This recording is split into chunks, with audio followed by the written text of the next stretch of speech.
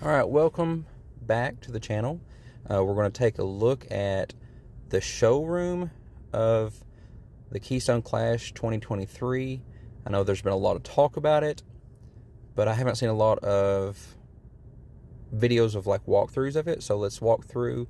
I don't know that I'll talk the whole time, but I'll try to show you what I saw.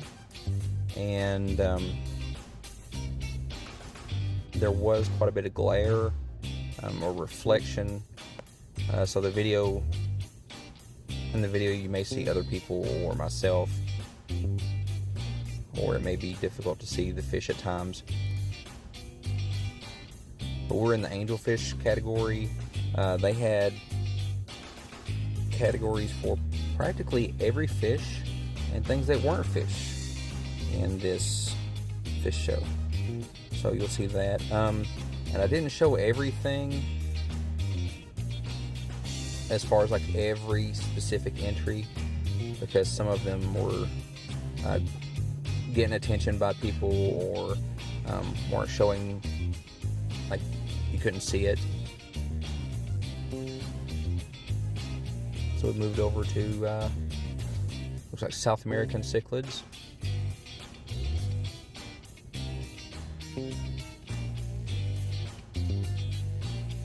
Yep, South American cichlids under 6 inches.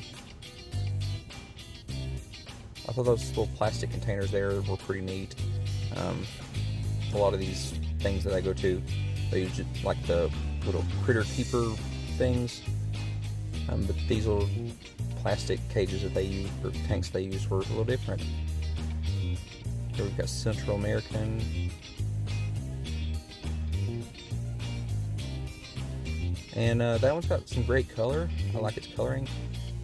It's a short body. I'm not a fan of the short bodies, but I do like the green terrors. I like how they put CARES labels on the species that were CARES fish. Not just for identifying it for a special award for CARES fish, but someone walking through can see, which fish are on the list of species that are in need of our assistance.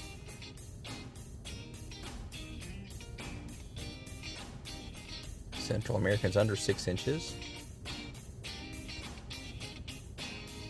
Now I'm taking this video here in the early part of the show, so some people are still setting up and getting their fish in, and you'll see that later with some tanks not full all the way, some have the fish floating in a bag.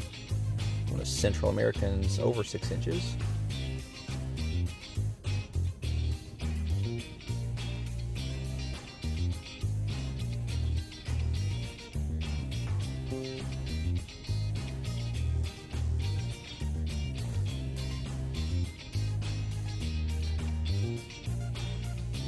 And I believe the way it worked is the Clash provided the air line, and if you wanted to provide a filter for it, you had to bring it yourself. So that's why some of them you'll just see the air line going in making bubbles, and others you may see like a sponge filter or a box filter. Now we're in the hybrids now, so you got blood parrots.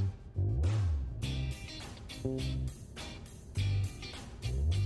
over here we go into, this is probably Haplochromis. Yep, Malawi.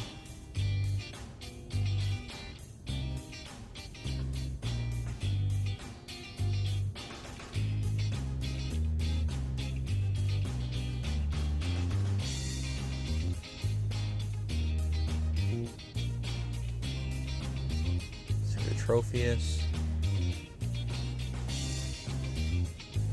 This is on the other side of the aisle that we were just looking at. The peacocks there, Labunas here.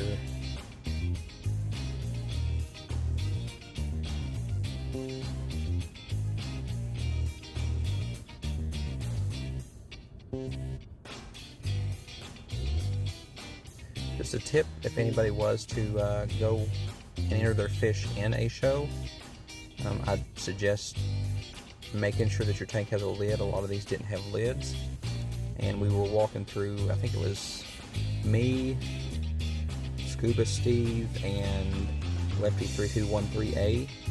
If you aren't subscribed to their channels, go check them out. We were walking through this area looking at the fish and stuff, and we noticed that there was a fish not in a tank, just kind of laid on the black plastic there between, it was right through here. It may have been that fish right there.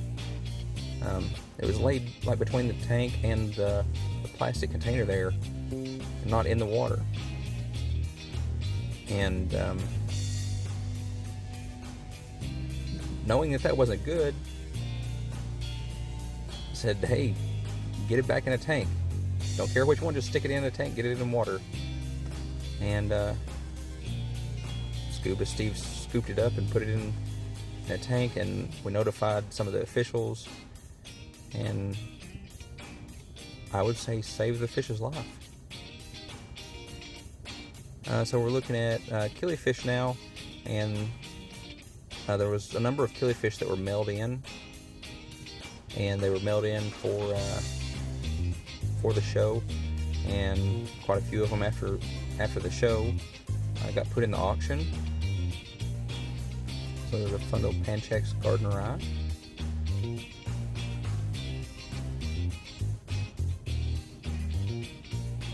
And I should show the tag of that. And I'm not going to pronounce that. That's the thing with a lot of the killifish, is they have names that are more difficult for me to pronounce, but that's probably because I don't do as many killies.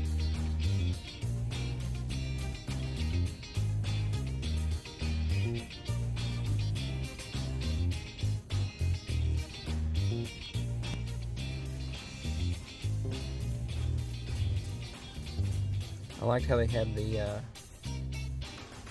tanks kind of stair-step to get more tanks in visible range. I wasn't a fan of the airlines going everywhere.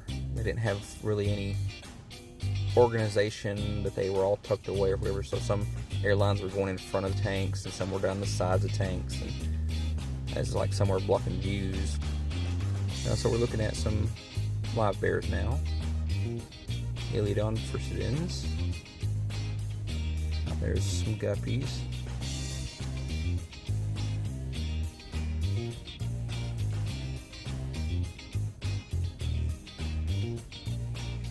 And then there's tetras there. So some of the areas was difficult to distinguish where the one category ended and the next one began.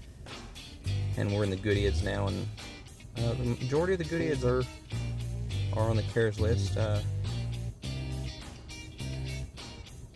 think there's like 3 or 5 that aren't. Then we're over here. There's some Xiphophorus, so like platies and swordtails.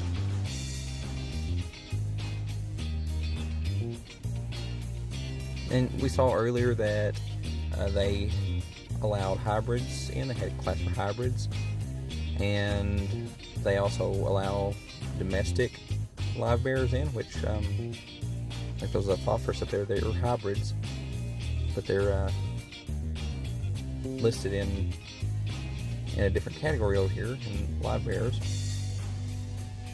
So it's not just the wild type fish. Then we got a lyre tail.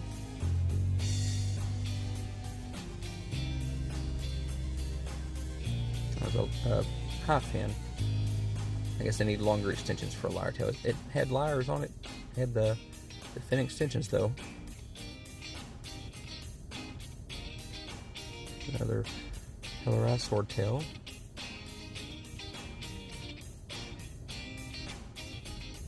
Alright, over here the Grommies.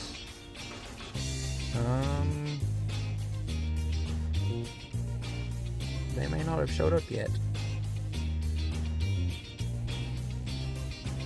A placotte beta.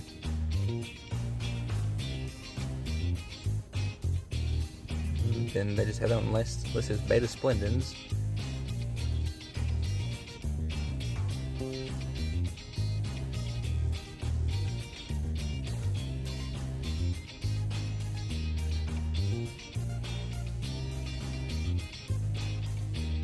It would have been nice if they, like on the beta splendens, if they labeled the fin variety or color pattern or something like that. So if it's a crown tail or a placotte or a half moon or something like that. It's more of an educational thing as well. Looks like we're rainbows.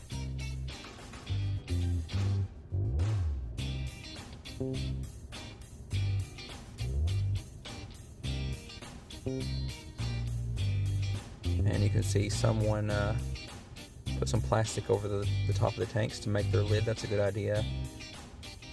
We got a Synodontis of some sort. I'm not as up on my Synodontis species.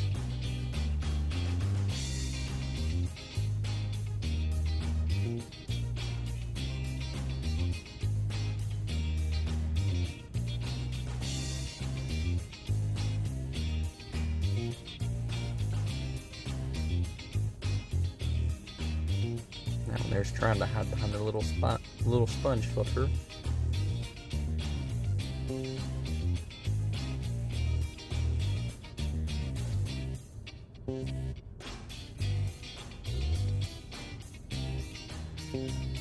I'm not sure if like that one's got a blue background. I'm not sure if that was provided by the person entering the fish. Dojo looks down there getting temperature acclimated. And there's another Dojo looks that's already in its tank. I'd say it was a little more difficult on some of the species like the Dojo loaches that are like cool waters. The room was fairly warm, and having traveled, they could have went through cool temperatures and then warm temperatures and back and forth. More beta splendens.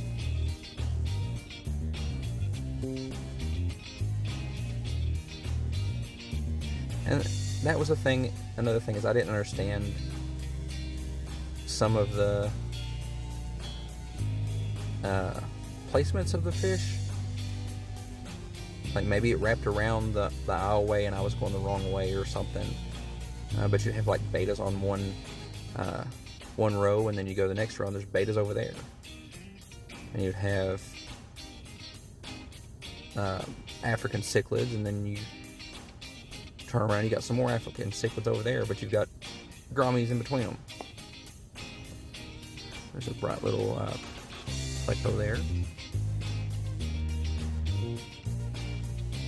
Loach.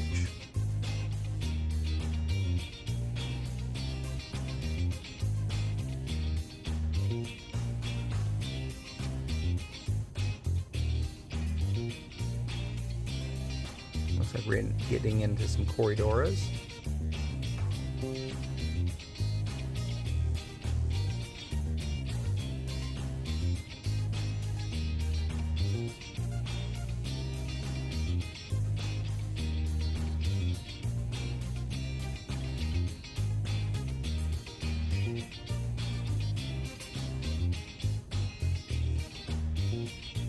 There he is. Basilia wingeye. Endler's Livebearer. So I guess we're back to some Livebearers again. Got the Endlers. And I'm sure it made sense when they were setting it up, you know, I guess having the Endlers over here and the guppies and swordtails back over where they were so they wouldn't get mixed up. Got Limias there.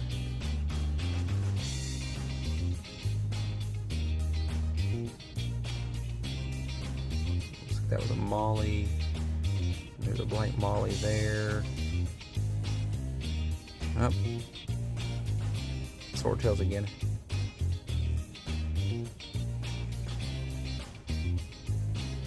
First May or May. Oh, the Goldfish.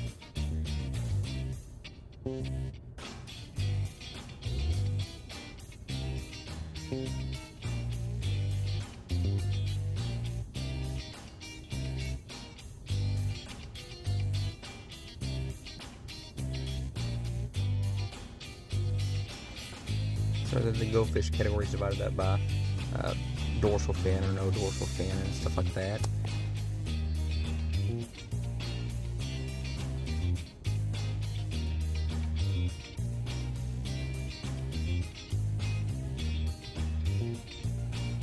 goldfish aren't some people's thing, and some people really enjoy them. Is that a shiner? I don't know. Maybe we're in the native fish. That looks to be a white cloud. Yep, white clouds are Keras fish.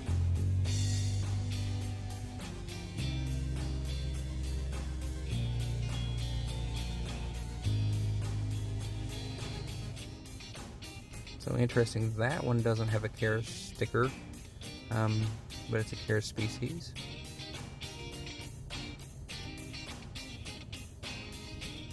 So I wonder if the people had to mark them as Keras when they registered them, and some people might not have known that they were Keras fish. Blind cave tetras.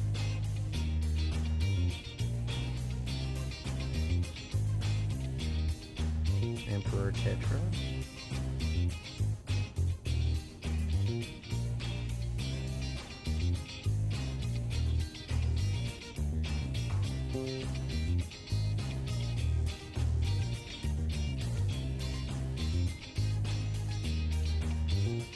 These look to be wild bettas, or maybe not wild bettas, but relatives of them.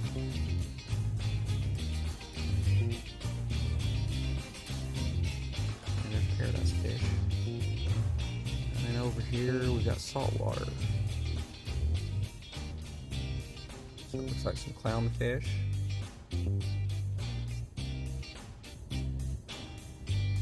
And this confused me. I wasn't expecting a plant category, but they've got a plant category here. All other aquatic animals. So that surprised me that they have that. That, you know, you can put in frogs and axolotls and stuff like that, I guess.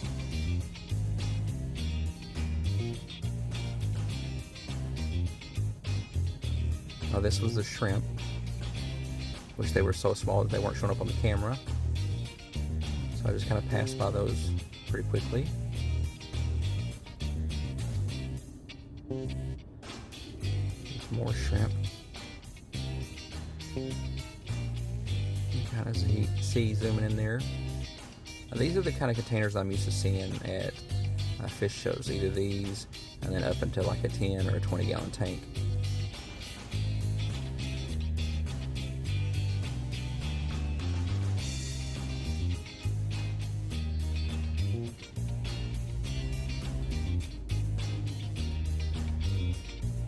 We got snails. They weren't as interesting, they just sat there. That's what snails do sometimes.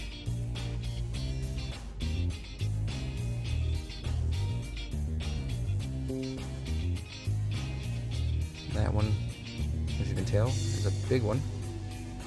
Got a rabbit snail.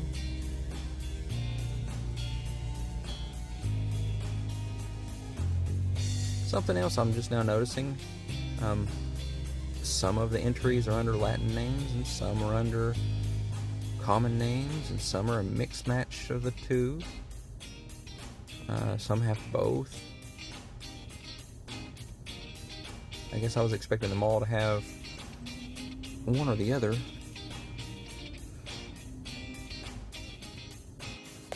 Okay, now we're going to show the winners, or some of them.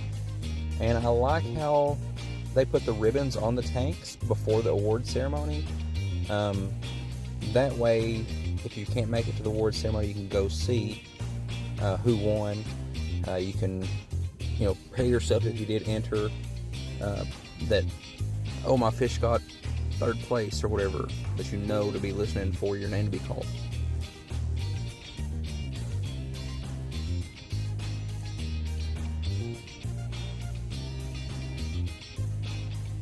I'm sure it was a very difficult job to judge these because they're all really good entries.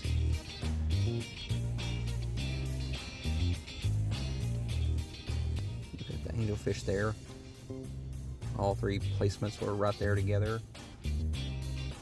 Now we're over here, the full-bodied green terror got third. The short body got first. Looks like a Severum up there. Got second. I like the coloring on the short body green terror, but I don't like it being short body. Just personal preference. And that is a pink convict. Got third. First place right there. Third place over here. That's a red devil. Second place. And second place in the hybrids is blood parrot. Third place is that hybrid there. First place goes to this blood parrot.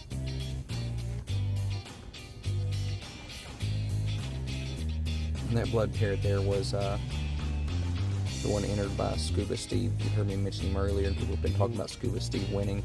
Well, that was his fish that he won with.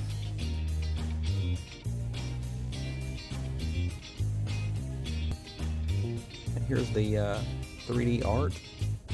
You can see the 3 entries there that won. And then got some 2D art back there. Didn't show much of the art. I apologize for that. Here we are in, what we got? Guppies.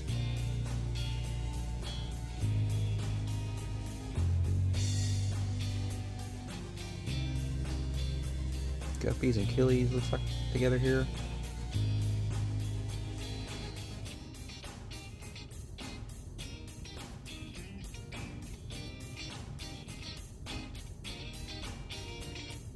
Gardener I got first.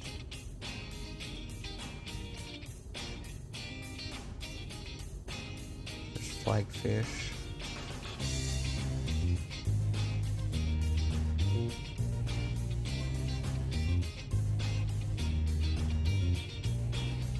Move on down to here. And see, that's what I'm talking about. It kind of gets confusing there. You got 2 white ribbons side by side, so it's hard to tell which cat, and the sign right below both of them. It's hard to tell which is which category. I guess you could look at the tag and see if it's got 13-1, 13-2, or whatever, then you know they're category 13, but I'm lazy. I'd rather just be able to glance and say, oh, this whole section is number 13 or whatever.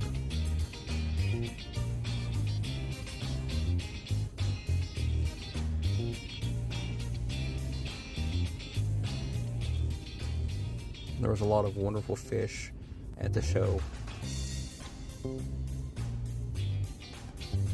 And some of them traveled for hundreds of miles to get there, and still are showing so well. You can tell the color in that yo-yo loach, the difference in the first day and then today after the awards or the ribbons have been handed out. It's colored up even better.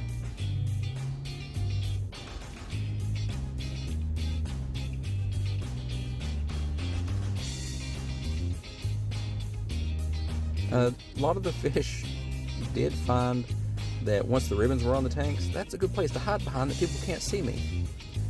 So a lot of them are ducked behind their ribbon if they were lucky enough to get one.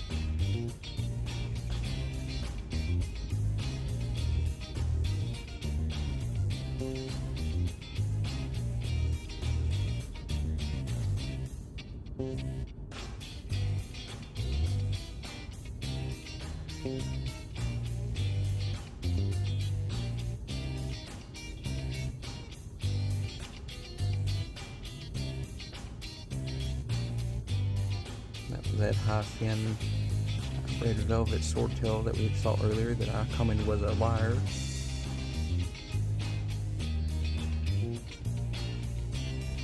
Got some goodies here.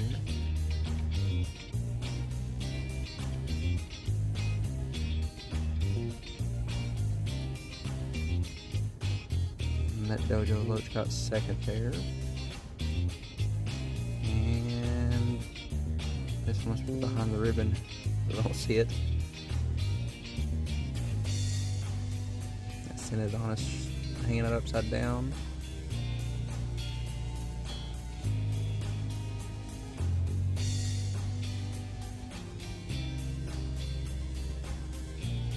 And here we go with the bettas. Down here's third place. And you got two second places and first places on the same row there. Oh, there's a third, second place, so one of those in the category. Grommy. There's a Beta Splendens. There's one. Then the clownfish here. Hiding behind the ribbon. There's the axolotl. They weren't there when we came through earlier. Well, that's about all the time that we've got. Tell me what you thought about the show. Which fish did you like the best? Leave it in the comments. And we'll finish it out here. Leave comments, subscribe, hit notifications. I've got some more videos of the Clash coming out and some different stuff. Alright, we'll see you next time.